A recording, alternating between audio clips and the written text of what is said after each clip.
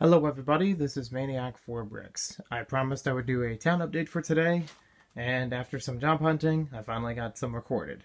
Unfortunately, all of the audio went out the door, don't know why, but I'm re-uploading a new video, so I won't have the train running the whole time through it and making it really noisy, but this time around, we're still talking about the same stuff, and actually get a little more into other plans down the road.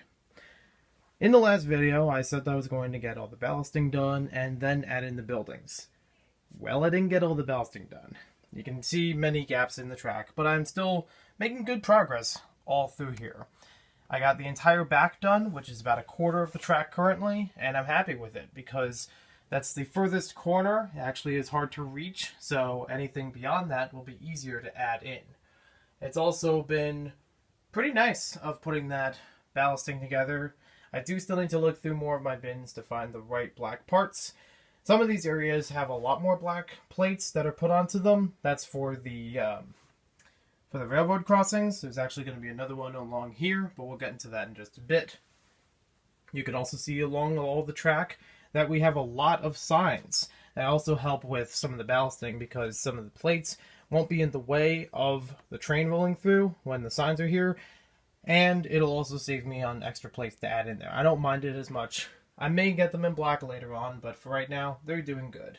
At least giving me a good idea as to what will be where. Also, the train runs very well. As I posted on Instagram and may have as part of this video, you can see that the train is very easily moving around the track without losing a big portion of momentum. It doesn't have any uphill peak or anything like when I had the tables arranged beforehand. This is working a lot better. It's the biggest progress I've wanted to see out of the beach town when doing the rebuilding process, and I'm really happy for it. As we move along here, we also have a couple other additions into the town.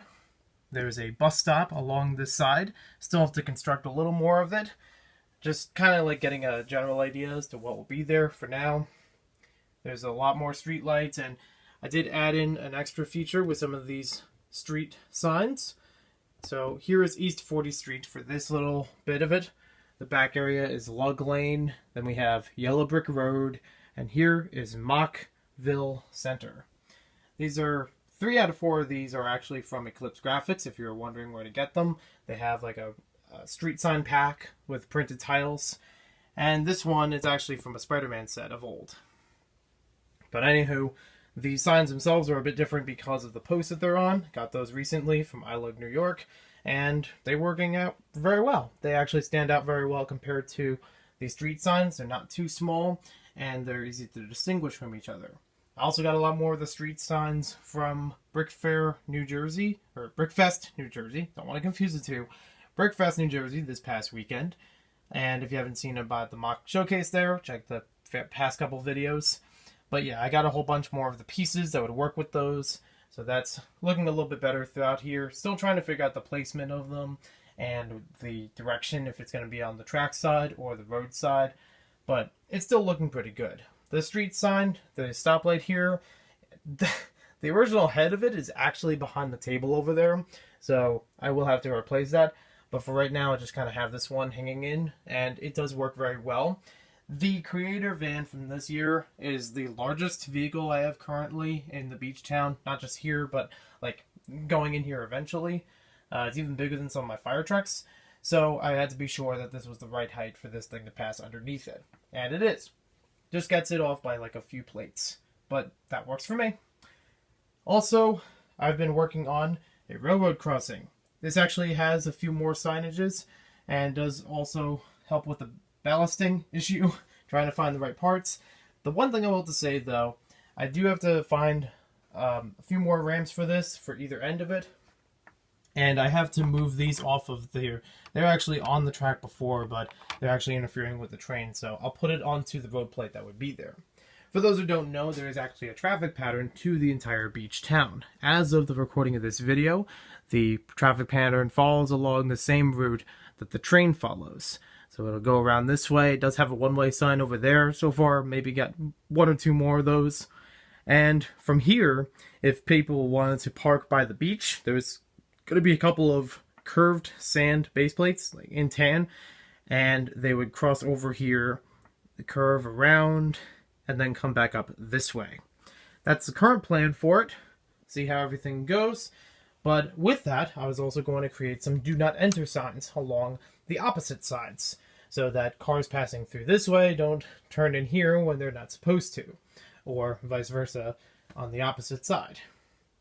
And the reason why it might be a little difficult to get those signs is because they've only made them once or twice in 2000 or near the year 2000 in Lego form as like a printed road sign. I really think they should do another road pack for city or extra with the poly bags. That would be fantastic because it's well overdue. I think people would really enjoy those signs, and some of them are universally recognized, so it wouldn't be an issue from country to country of what kind of signs would be available. I mean, they've done ones in the past that would be construction related, or they'd be about, 50. That could be a speed limit sign for miles per hour, kilometers per hour. Nobody has to know, but you recognize that it's a speed limit sign. That sort of stuff. Anywho, if I can find 4 of those, that would be great. Or at least find 4 of them in the United States. Or if you happen to have them and have a surprise haul for me, you can check the P.O. box in the description below. Maybe you'll get it on a fan mail video. Anywho, putting that out there. The second one definitely needs more work, but this one, since it's closer to me right now, I thought I would work on that one, get the idea, and then duplicate it over there. But I'm happy with how the signs look. They do look very nice for the lights along each end of it. And I did something very similar to that over here for either way that the train will be facing, if I happen to put it in the opposite direction at some point. I do have these dark bluish gray signs. They're very similar, but they're a little bit taller. And the idea with these, and they also have a different way of fastening on here, which also takes away the ballasting plates I need, which is good. The reason why they're actually on here in 2 different directions is they're supposed to be for the train to stop before people cross over here. I mean, it should be enough access that people could walk over as well as drive over. Still working on the ideas for a pathway, but we'll work on that in another video. I have actually opened up the idea after Garden Slug this weekend with Brickfest, once again, Brickfest, New Jersey, that I may be able to extend the track a little bit further. I still have to play around with the idea digitally on the LTD, but I'm at least keeping the idea in mind of maybe extending it out a little bit more this way. And it'd be really cool to have like a switch track in here at some point so I could alternate the route in a loop, but that is yet to be seen. And there would also be a lot more track that I need more black plates for. Not that I can't get more. I could easily go into the Lego store and pick up a big pick-a-brick cup full of them. It's just a matter of what do I already have, try to work off of those, and then buy what I would need. Much of this is still under work in progress. I'm just trying to get stuff here done, and then go over to this stuff. There's still space in here that I could allow some buildings, but that is yet to be seen. Houses, as well. That'll still be taken care of. A lot of building in here. That's why there's a lot of mess in the thick of the town. The other thing that I've added in here, which I didn't think I would do at a point, but I've added in a sidewalk. And this is actually really cool, having a sidewalk and curb to the town, so it's easy to identify where minifigures can or can't walk next to the buildings. It gives them a little bit more depth compared to the regular road. And this was also fixing a solution to when I put this street plate down. I meant to put one that would have crossing in between them for the hospital. This allows a crosswalk that I made out of plates and tiles. Just, a similar design to this one. This allows it for the hospital. And also lines up with the white lines in the base plate here. So I really like how that looks. It's going to be a really good idea for, if I move the cars around and things.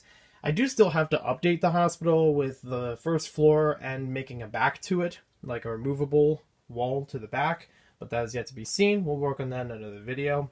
I think the operation room, that still needs work in there because there's nothing in there currently. So we'll figure that out at a later time. Probably its own video, not even a town update. And then we have the police station, fire station, that also will be done in its own video, updating about the structure of it, add another floor, maybe floor and a half on top of it for all the facilities. Maybe updating about the garage inside of there, because it definitely could use a bit more work. But at least for now, this is going very well. I'll do one quick run around the track with the train. I have already tested to be sure that it will run around once, and here we go. It's still IR. I don't have the powered up system yet. So, you know, infrared and near sight and things like that. I did actually update the tender on this. So that the IR receiver is a little bit taller, and these are also a little bit more removable from the base. I also did take out the 1x2s that are in here to use the ballasting, but I had replacements. This also helps so that way if I want to use either of these for other power functions related mocks, which I will in the future, then I will have that access and it won't disturb the rest of the train. So, you know, I may at some point later get a train motor just as a backup for this, because it's been running for a while, not only for this track but for other ones, and I may be wearing the motor down a bit.